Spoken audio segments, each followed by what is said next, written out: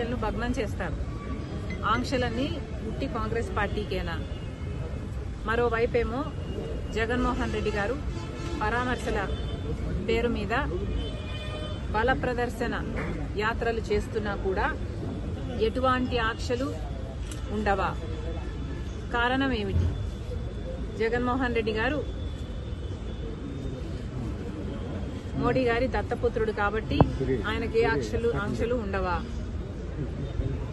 Congress